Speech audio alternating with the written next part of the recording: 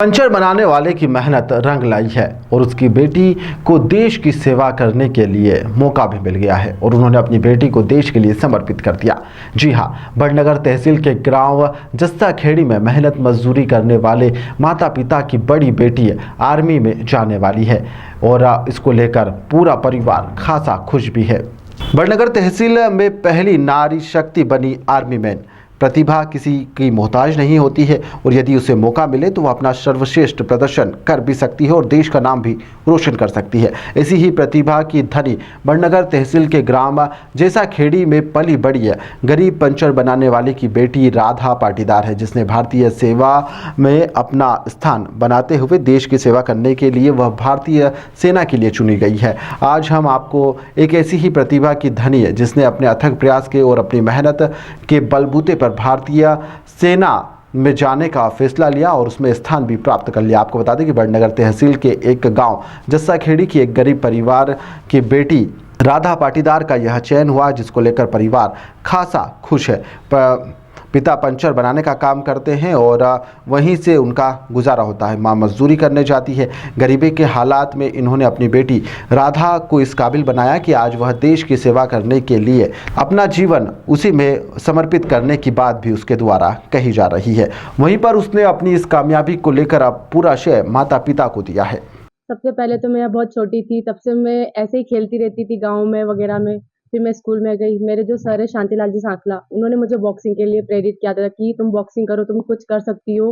तब से मैंने बॉक्सिंग स्टार्ट की। 2016 में मैंने साई अकेडमी ज्वाइन की थी। साई में जाने के बाद मेरा अच्छा था परफॉर्मेंस, फर्स्ट टाइम से मेरा अच्छा रहा। Medal, school national medallist, gold medallist, Khelo India medallist, youth medallist, उसके बाद सीनियर नेशनल की मेडलिस्ट रह चुकी हूँ। इंडिया में टॉप 4 रैंकिंग पे चल रही हूँ। और मेरा यही कहना है कि जितने भी हैं बच्चे जो करना चाहते हैं, आगे बढ़ना चाहते हैं, उन्हें कभी अपना मोरल डाउन नहीं करना चाहिए। अपनी फैमिली को देखना चाहिए, अपना फ्यूचर आगे वाला देखना चाहिए कि वो क्या कर सकते हैं और अपनी फैमिली के लिए क्या कर सकते हैं। जी, यहाँ तक पहुँचने में आपको काफ़ी संघर्षों का सामना करना पड़ा होगा, तो क्या आप बताना चाहेंगे कि किस संघर्ष करके आप यहाँ तक पहुँचे?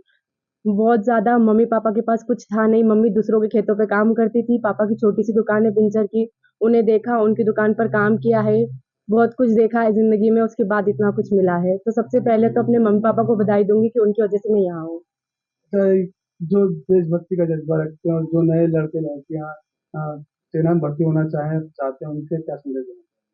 यही कहना चाहूँगी कि ट्रेनिंग चाहे कैसी भी हो आर्मी की, सिर्फ़ अपने माँ-बाप को देखना, इसके अलावा कुछ मत देखना कि उन्होंने तुम्हारे पीछे कितना कुछ किया है, सिर्फ़ उनको देखकर आगे बढ़ना। कभी अपनी ट्रेनिंग अधूरी छोड़कर मत आना, कभी आर्मी छोड़ना मत, सोचना भी मत कि हम आर्मी छोड़ें या यहाँ से भाग कर चले जाएँ। हमारे को और लोगों को आप क्या संदेश देना चाहेंगे? यही कहना चाहेंगे कि वो उनके बच्चे को पढ़ाए लिखाए और आगे बढ़ाए और भारत की सेवा में उनको भेजे, मतलब देश की रक्षा के लिए। यही सर कहेंगे। सर एक और बात बताइए कि जिस तरह आपने बेटी और बेटे का भेद नहीं रखा, जिस तरह आपने बेटी को भी एक बेटे की तरह आपने एक इ इसमें परवरिश की और इस लक्ष्य पहुँचाया, तो वो भी माता-पिता को आप क्या कहेंगे? यही कहेंगे सर, हमारे तो 2 बेटी और 1 बेटा, हमने तो तीनों को बेटा ही समझा था और बेटा समझ रहे, आज भी बेटा ही समझते हैं। हम तो कभी इनको बेटी कहते नहीं, बुलाते हैं तो बेटा ही बुलाते हैं। बेटा आ गए। क्या व्यवसाय और करते हैं आप? हम तो पंचर की दुकान चलाते हैं सर, छोटी सी। अच्छा, एक बात बताएँ, आप पंचर की दुकान चलाते हैं, जी सर। काफ़ी आर्थिक स्थिति भी कमज़ोर है, लेकिन उसके बावजूद भी आपने अपने बच्चों को अच्छे संस्कार दिए, जैसे एक देश सेवा में है और एक नर्सिंग में है, एक भोपाल में ट्रेनिंग कर रहे हैं। तो इन संबंध में आप क्या कहना चाहेंगे? ये कहना चाहेंगे सर का हमने तो गरीबी में गुजार ली ज़िंदगी, बाकी इनकी नहीं गुजरेगी। इसलिए इनको कुछ बना ले तो ताकि इनकी ज़िंदगी अच्छी रहेगी मतलब। अच्छा लगा आप और अन्य माता-पिताओं को क्या संदेश देना बस चाहेंगे? इस सबसे ये निवेदन करना चाहती हूँ कि माँ और पिता कड़ी मेहनत करके बच्चों को आगे निकालें और कई गुना मेहनत करके बच्चों को आगे निकालें। हमारा यही संदेश है सबसे और निवेदन यही है कि जैसे हमारी बेटी निकली वो सब बच्चों को निकाले। हमारा यही संदेश है सबको। अच्छा, बहुत सारे माँ-बाप ऐसे भी सोचते हैं कि मेरी बालिका अकेले को मैं कैसे पहुँचाऊँ? तो आप इस संबंध में क्या कहना चाहेंगे? नहीं सर, मैं उनसे ये निवेदन करना चाहती हूँ कि ऐसा नहीं सोचे। हर माँ-बाप हर बच्चे को निकाले आगे और यही सोच के कि बस अपन देश की सेवा में बच्चों को लगाए।